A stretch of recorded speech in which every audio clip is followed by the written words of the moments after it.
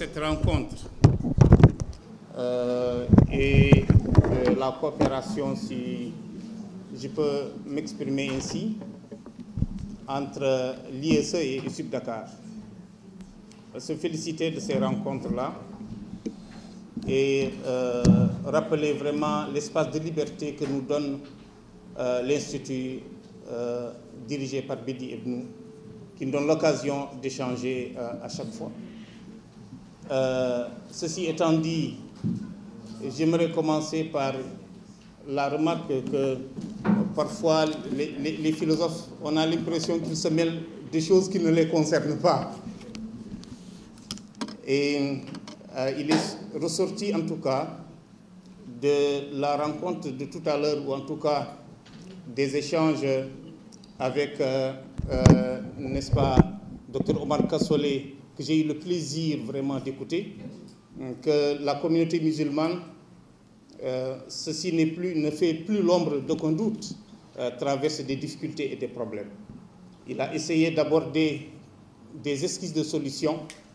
Moi, en ce qui me concerne, je dois exposer sur un ouvrage écrit par cet auteur du nom de Abdul Hamid Ahmad Abou Suleiman, un petit ouvrage avec des chapitres, et l'intitulé de l'ouvrage, c'est la vision du monde coranique. L'auteur, n'est-ce pas, remarque déjà à la page 38 que la communauté musulmane doit avant tout reconnaître qu'il a régressé et ensuite comprendre qu'elle est capable d'identifier les causes de cette régression et de les traiter. Il doit également apprendre à faire fi de ces revendications irréalistes et partiales. Il est saoudien. Et de ce point de vue-là, il utilise le Coran comme organon. Parfois, on a l'impression que ce livre ne s'adresse qu'aux musulmans, mais quand on fait une approche épistémologique et globale du Coran, on se rend compte que c'est un livre plutôt encyclopédique. Ceci est bien ressorti dans Surat Anbiya, de la même manière dans Surat Saba, lorsqu'Allah subhanahu wa ta'ala dit « Wa ma arsalnaka illa rahmatan lil alamin » donc nous t'avons envoyé, toi, le prophète, sallallahu alayhi wa sallam, que pour une miséricorde, n'est-ce pas, que pour une miséricorde pour les gens. Il revient donc sur Saba en disant wa ma arsalnaka illa kafatan linnas bashiran wa nadhira walakin akthar an-nas la ya'lamun. Donc il ressort de ce point de vue-là que le Coran peut se prétendre comme un livre encyclopédique qui peut aborder les problèmes du monde. Mais la particularité, c'est de voir comment le Coran, n'est-ce pas, peut se prétendre comme une solution aux problèmes que traverse la communauté musulmane. L'auteur Abdul Hamid Ahmad Abou Suleiman pense pouvoir explorer, n'est-ce pas, les raisons de la détérioration du monde musulman et aborde l'une des questions centrales à laquelle, n'est-ce pas, le monde musulman est confronté. Comment faire donc pour inverser le déclin et retrouver l'état d'une grande civilisation islamique? C'est du moins la première question, la question initiale à laquelle, n'est-ce pas, ou avec laquelle l'auteur compte aborder le problème. Aujourd'hui, la renaissance de l'identité islamique à travers la vision du monde coranique est la condition préalable à un développement viable du monde musulman. Cette vision, dit-il, rétablira l'équilibre et sera en mesure de régénérer le dynamisme et la créativité au sein d'une civilisation saine, dit-il.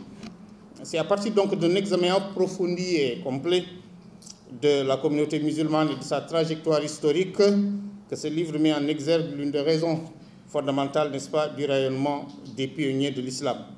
L'auteur, au passage, souligne l'admiration des peuples musulmans pour le modèle occidental.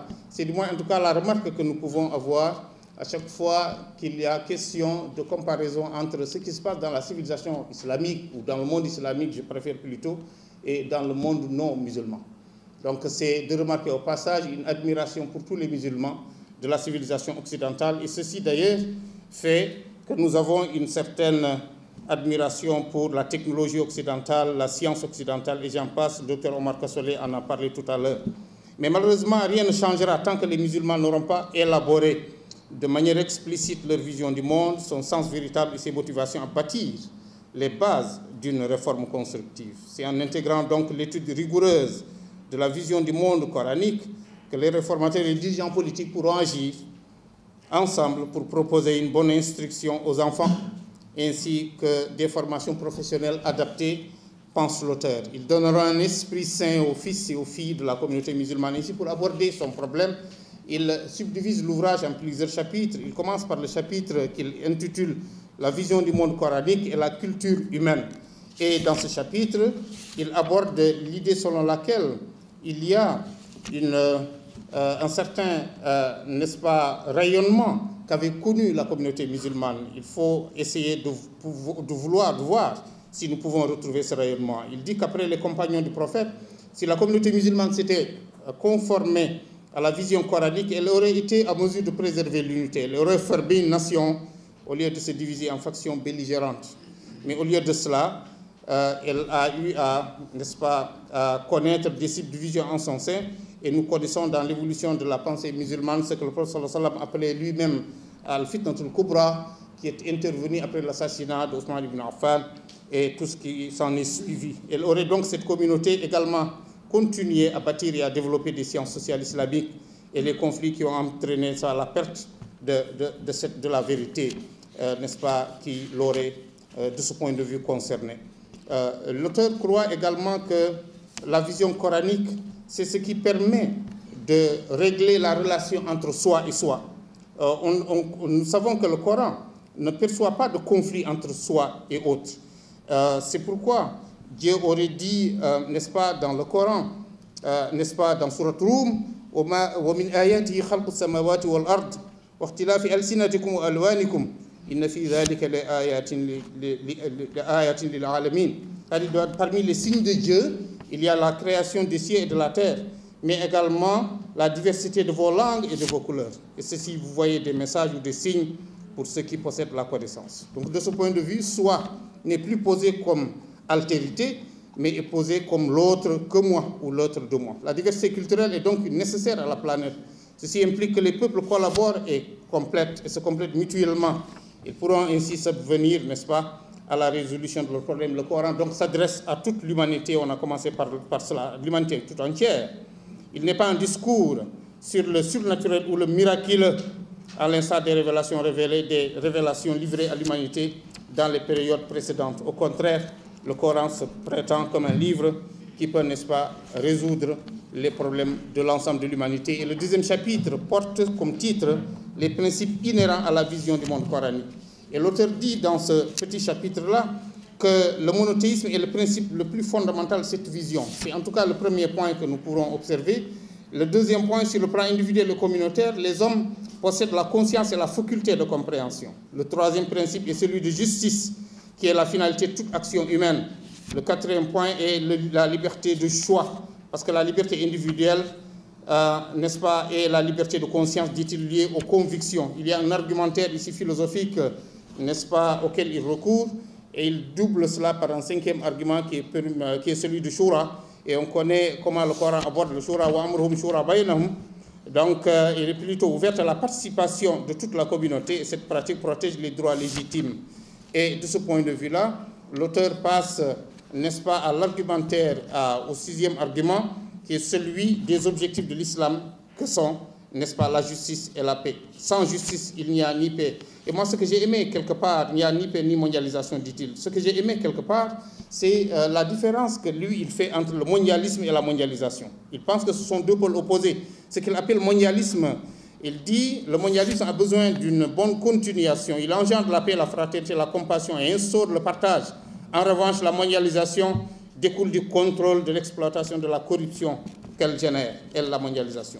Et il dit que l'alternative à la mondialisation, c'est bien le mondialisme. Il pense ainsi à l'un des derniers chapitres de son ouvrage, le chapitre 3, qui intitule La vision du monde coranique, une fondation, un point de départ, une inspiration pour la réforme et la construction. Et il dit, en expliquant que nous avons d'une part la vision du monde spirituel fondée sur la justice et la fraternité, et d'autre part une vision du monde matérialiste fondée sur le racisme et l'agression. La spiritualité consciencieuse, dit l'auteur, soutenue par le Coran, incarne un engagement pour la justice et la tolérance, une intentionnalité éthique. Et l'auteur passe au quatrième chapitre qu'il intitule « Concept éthique et humanitaire et la vision du monde coranique », en disant, en partageant l'idée selon laquelle les valeurs islamiques leurs principes et leurs concepts peuvent être liés à la vision fondatrice de la communauté musulmane. Aujourd'hui, sur un plan éducatif, nous avons, et Omar Kassolé l'a dit à plus d'un titre, nous devons inculquer inculquer ces idées aux esprits et au cœur des musulmans et de les appliquer aux institutions sociales, politiques et économiques.